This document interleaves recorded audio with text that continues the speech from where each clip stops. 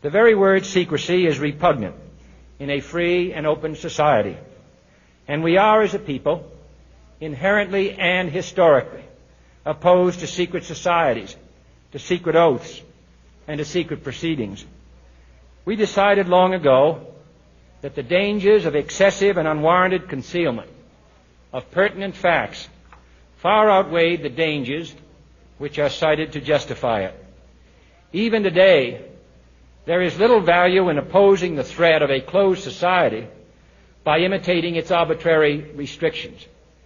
Even today, there is little value in ensuring the survival of our nation if our traditions do not survive with it. And there is very grave danger that an announced need for increased security will be seized upon by those anxious to expand its meaning to the very limits of official censorship and concealment.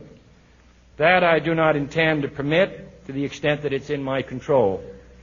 And no official of my administration, whether his rank is high or low, civilian or military, should interpret my words here tonight as an excuse to censor the news, to stifle dissent, to cover up our mistakes, or to withhold from the press and the public the facts they deserve to know. For we are opposed around the world by a monolithic and ruthless conspiracy that relies primarily on covert means for expanding its sphere of influence, on infiltration instead of invasion, on subversion instead of elections, on intimidation instead of free choice, on guerrillas by night instead of armies by day. It is a system which has conscripted vast human and material resources into the building of a tightly knit, highly efficient machine that combines military, diplomatic, intelligence, economic, scientific, and political operations. Its preparations are concealed, not published. Its mistakes are buried, not headlined. Its dissenters are silenced, not praised. No expenditure is questioned, no rumor is printed, no secret is revealed. No president should fear public scrutiny of his program, for from that scrutiny comes understanding, and from that understanding comes support or opposition, and both are necessary. I am not asking your newspapers to support an administration, but I am asking your help in the tremendous task of informing and alerting the American people. For I have complete confidence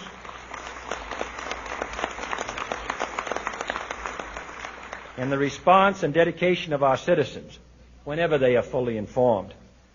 I not only could not stifle controversy among your readers, I welcome it. This administration intends to be candid about its errors. For as a wise man once said, an error doesn't become a mistake until you refuse to correct it. We intend to accept full responsibility for our errors, and we expect you to point them out when we miss them. Without debate, without criticism, no administration and no country can succeed, and no republic can survive. That is why the Athenian lawmaker Solon decreed it a crime for any citizen to shrink from controversy.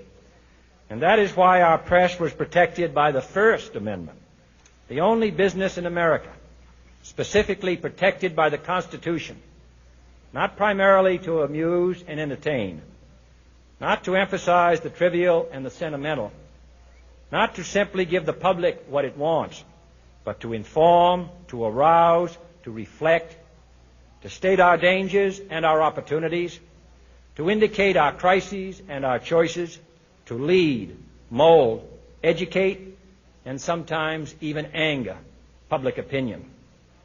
This means greater coverage and analysis of international news, for it is no longer far away and foreign, but close at hand and local. It means greater attention to improved understanding of the news, as well as improved transmission. And it means, finally, that government at all levels must meet its obligation to provide you with the fullest possible information outside the narrowest limits of national security.